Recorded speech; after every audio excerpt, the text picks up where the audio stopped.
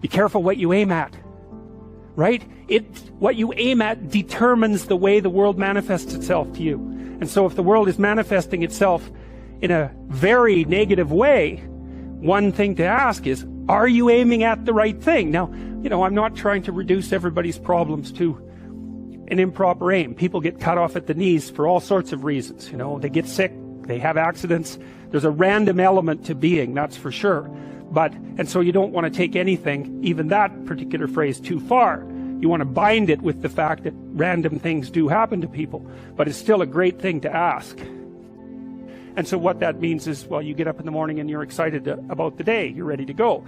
And so as far as I can tell, what you do is you specify your long-term ideal. Maybe you also specify a place you want to stay the hell away from so that you're terrified to fail as well as excited about succeeding, because that's also useful. You specify your goal. You do that in some sense as a unique individual. You want to specify goals that make you say, oh, if that could happen as a consequence of my efforts, it would clearly be worthwhile. Okay, well, this is what I'm aiming for. How does that instantiate itself day to day, week to week, month to month? And that's where something like a schedule can be unbelievably useful. Google Calendar. It's like, make a damn schedule and stick to it. Okay, so what's the rule with the schedule? It's not a bloody prison. That's the first thing that people do wrong. They say, well, I don't like to follow a schedule. It's like, well, what kind of schedule are you setting up? Well, I have to do this, then I have to do this, then I have to do this, and then I just go play video games, because who wants to do all these things that I have to do? It's like, wrong. Set the damn schedule up so that you have the day you want. That's the trick. It's like, okay, I've got tomorrow.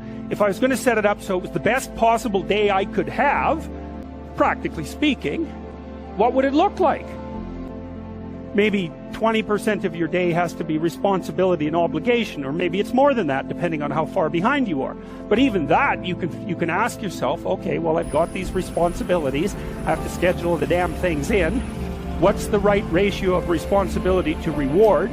And you can ask yourself that, just like you'd negotiate with someone who's working for you. It's like, okay, you got to work tomorrow. Okay, so I want you to work tomorrow. And you might say, okay, well, what are you going to do for me that makes it likely that I'll work for you? Well, you could ask yourself that, So maybe you do an hour of responsibility and then you play a video game for 15 minutes. I don't know, whatever turns your crank, man. But, you have to negotiate with yourself and not tyrannize yourself. Like you're negotiating with someone that you care for, that you would like to be productive and have a good life. And that's how you make the schedule. It's like, and then you look at the day and you think, well, if I had that day, that'd be good. Great. And you're useless and horrible, so you'll probably only hit it with about 70% accuracy, but that beats the hell out of 0, right? And if you hit it even with 50% accuracy, another rule is, well, aim for 51% the next week, or 50.5% for God's sake, or because you're going to hit that position where things start to loop back positively and spiral you upward. And so that's one way that you can work on your conscientiousness, is plan a life you'd like to have. We're built for a burden, and we're not happy without that burden, and we want to find the one that suits us. And that's difficult. It's part of the adventure of life to seek out the burden that suits you. But when you have that, then yes, then hopefully you're operating in harmony with the requirements of those around you.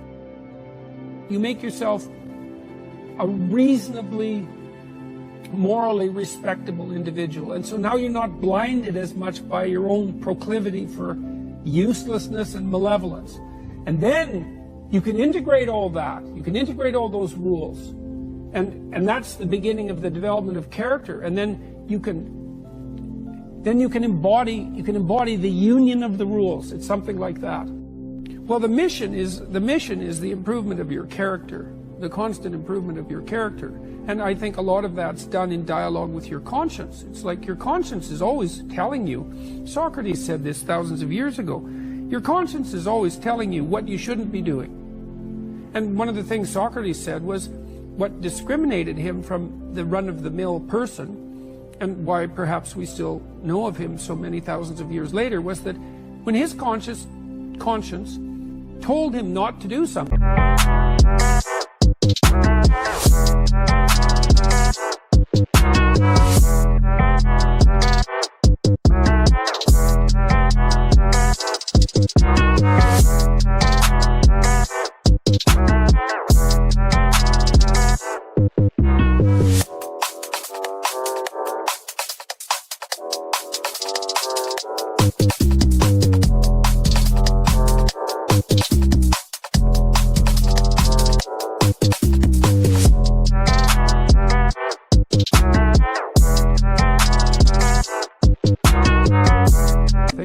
He didn't do it.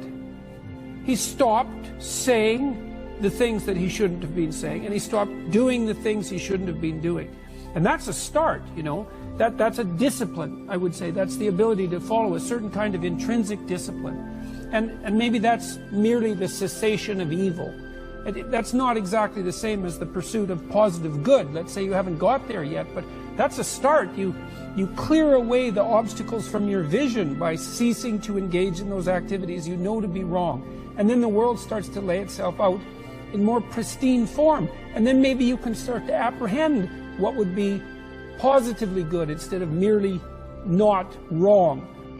It's psychologically meaningful to pursue the highest of goals and the development of your character, but it's also the best possible thing that you can do practically here and now in the material world to make it less terrible than it might otherwise be. There are times in your life when you're not going to be happy, and then what are you going to do? Your goal is demolished. And there are going to be plenty of times in your life when you're not happy. There might be years. And so it's a shallow boat in a very rough ocean. And it's based upon a misconceptualization. Happiness is something that descends upon you. Everyone knows that. You know, it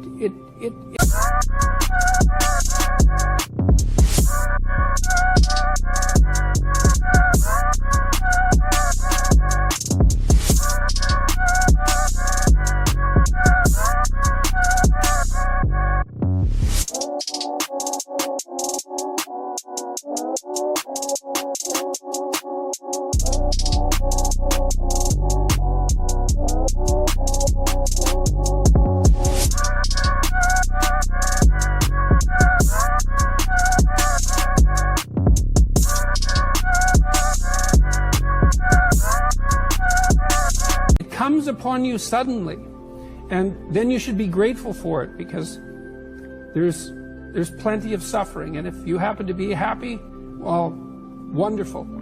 Enjoy it. Be grateful for it. And maybe try to meditate on the reasons that it manifested itself, right? Because it can come as a mystery, you know. You don't necessarily know when you're going to be happy. Something surprising happens and delights you. And you can analyze that. You can think, well, I'm doing something right. I'm in the right place right now. I've done something right. Maybe I can hang on to that. Maybe I can learn from that. What you should be pursuing instead is, well, there's two things. You should be pursuing who you could be. That'd be the first thing. It's like, because you're not who you could be, and you know it. You have guilt and shame and regret, and you berate yourself for your lack of discipline and your procrastination.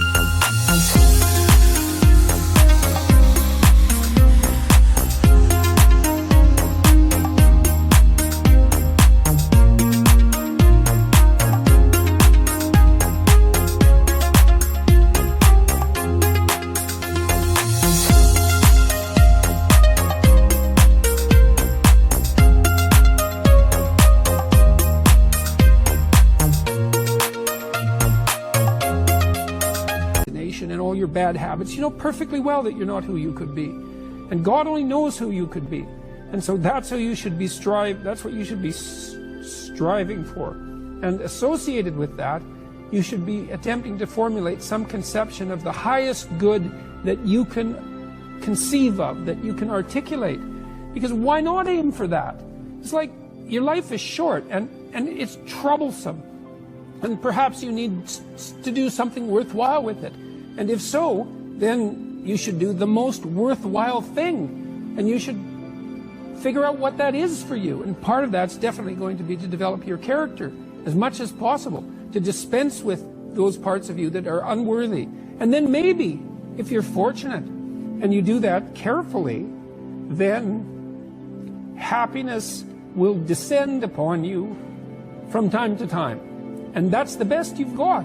And then also perhaps during sorrowful times, or worse, evil times, the fact that you've strengthened your character and that you're aiming at the highest that you can conceptualize, that'll give you the moral fortitude to endure without becoming corrupted during those times, and to be someone who can be relied upon in a crisis. There's an aim. You know, one of the things I've